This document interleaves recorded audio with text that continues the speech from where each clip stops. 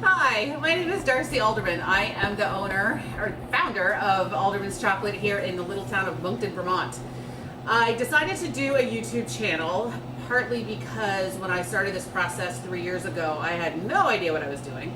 And I spent a lot of time on YouTube, spent a lot of time researching how to temper chocolate, and if you're on there, if that's something that you've ever actually searched for, you'll see there's a plethora of videos. And each one was more confusing than the next, and so I decided once, I think it took me about 1.5 years to learn how to temper. I spent a lot of time watching Hercules Candies, and I'm sure most of you, if you're watching my video, you've watched theirs as well, and I learned a ton from them. So when I started this, it was March of 2017, I was just using compound chocolate, and if you know what that is, or if you don't know what that is chocolate that doesn't have any cocoa butter in it, and that's what you usually find in all of your local craft stores. It's super easy to use. You don't need to temper it. You just melt it, you pour it. There's tons of colors, and you can have a lot of fun, especially like Easter time like it is now. But you don't get that shine, you don't get that snap. It's a completely different taste. Some people are happy with it, and because it tastes good. But for those of us that become chocolate snobs over the years and really want a high quality chocolate, that's when you want to go to the couture chocolate, which is then the cocoa butter. So in order to make it we get 10-pound blocks, and in order for get it to that block that comes in completely tempered, you have to melt it down, and then you have to mess around with the temperature, which I will go over as well. And if you don't do it correctly, it doesn't get that snap. Sometimes it doesn't even set all the way. It's just a headache.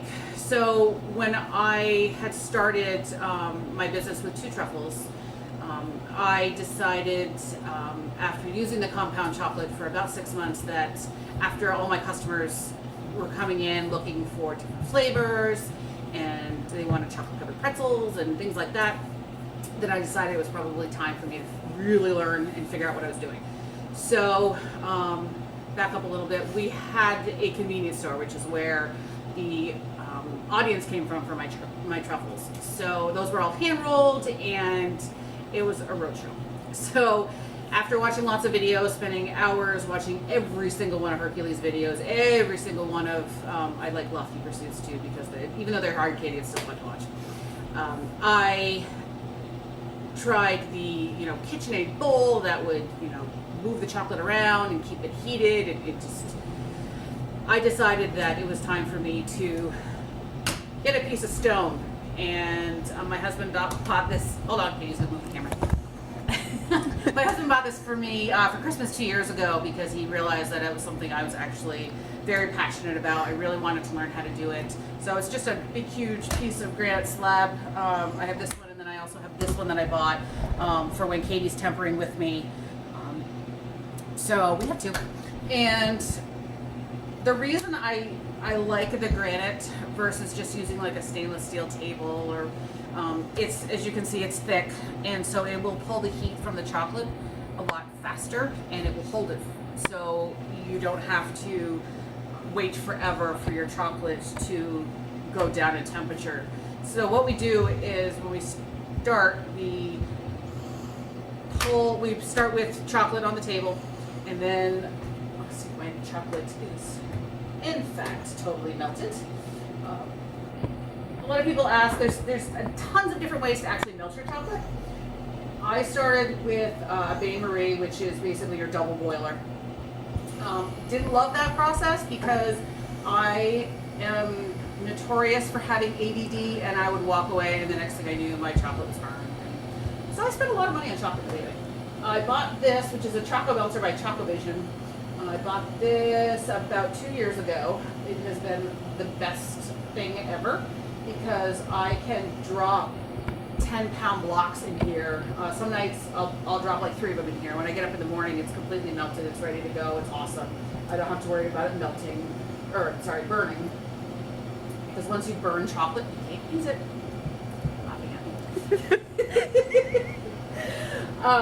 Once you burn chocolate, you can't recover. So it's dead. So what we're going to do is I'm going to show you how I do the tempering process. There's I've watched people do their own adaptation of it. Basically, the concept is the same. This is, so I take the chocolate from here. You want your milk chocolate to be about, for me, I like it at about 105 degrees, because when you're adding chocolate to your lower temperature chocolate, it rises a lot faster. So we just pour it right on the slab. So we're starting with the puddle, and we just move it around. I like this process by using my hands. One of the things I did learn from Hercules, because there's nothing in my way between the chocolate and myself, and I do love that. I like to be able to feel the heat from the chocolate, and I like to be able to tell when it's getting close to 80 degrees. So I bring this down to 80 degrees. I have your old standard thermometer, also the infrared one. I haven't figured this one out as well, but I guess it was 2 years of using this one. So I bring it down to 80 or just below. This is 77.9. So from here, we want to bring the temperature of the chocolate back up.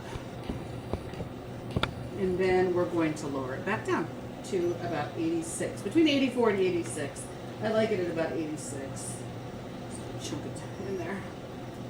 And I add, usually I add about 2/3 more.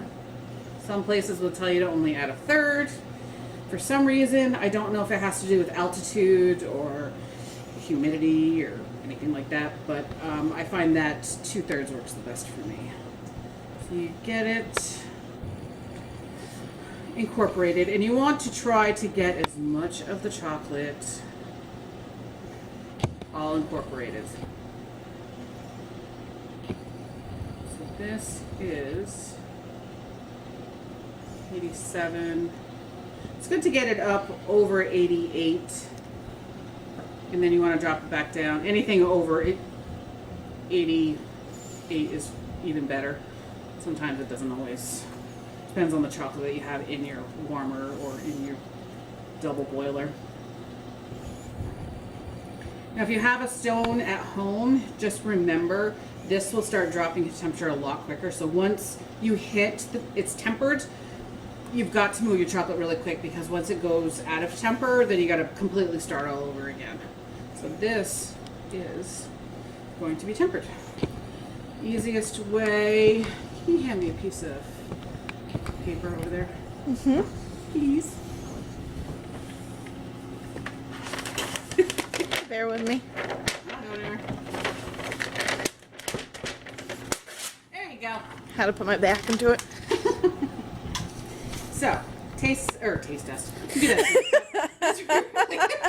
No taste testing right now. Put a little bit on a piece of paper, and it should set between 2 to 3 minutes. Sometimes I have to do it twice. I don't know why. For it to temper completely properly. Once I get it in temper, then I'm good to go.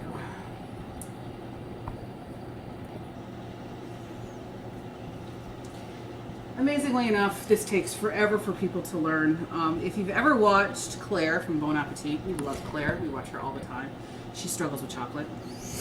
I think I actually had hired somebody that went to German culinary school, and she struggled with tempering chocolate. So I don't think in culinary school they really spend a lot of time on chocolate.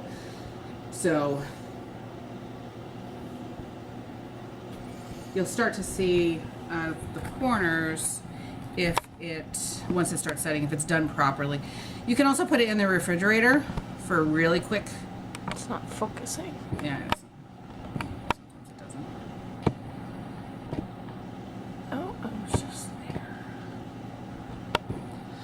It's probably going to work, but so once you have it in temper, you can do whatever you want with it.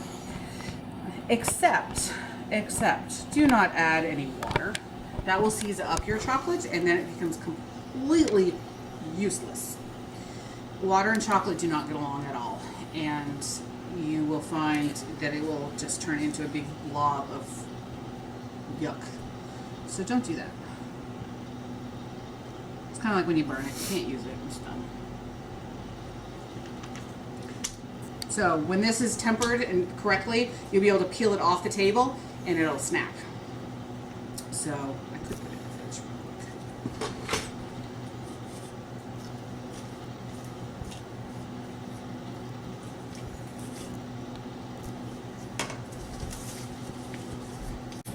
So I put this in the fridge because I'm impatient and I don't like to wait. So this is all set up, almost. But you'll see there's no white spots.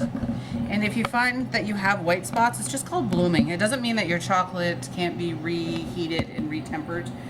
It just means that the cocoa butter has risen to the top because it wasn't properly tempered. This, as you can see how nice and shiny that is? This is a big blob of tempered chocolate. So we did it right. So this time of year, between now and the week of Easter, probably about 2 days before Easter, we make bunnies and chocolate covered peanut butter filled eggs and all kinds of fun stuff. Whoops. We made these today. So this is completely tempered chocolate. You can see how nice and shiny and pretty it is.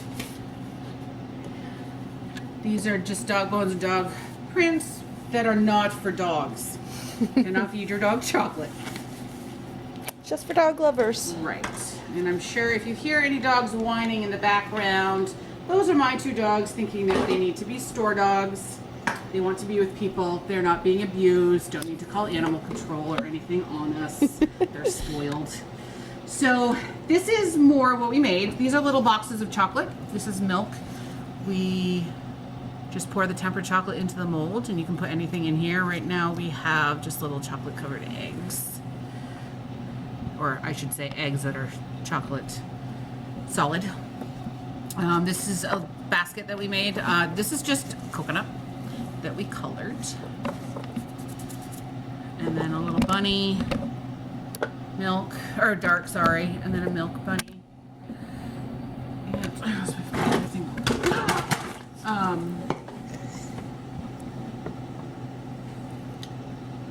And more of our Easter bunnies. Did we name him Jack? Was that Jack or was That's Jack. That's Yep. Jack. Because he's a very jacked up bunny. He's a little heftier than the other ones.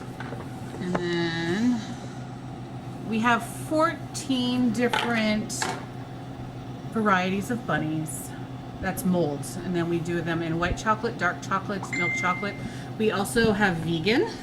And we have a 72% dark as well. We will have those up on our website at www.Alderman'sChocolate.com in the next couple of days. There's some that are up there, but they will be fully up and running in the next couple of days. If you order over $65 worth of chocolate, you get free shipping. So you can start your Easter shopping. And hopefully we will be back in the next couple of days with a new video. Thanks for watching. Bye.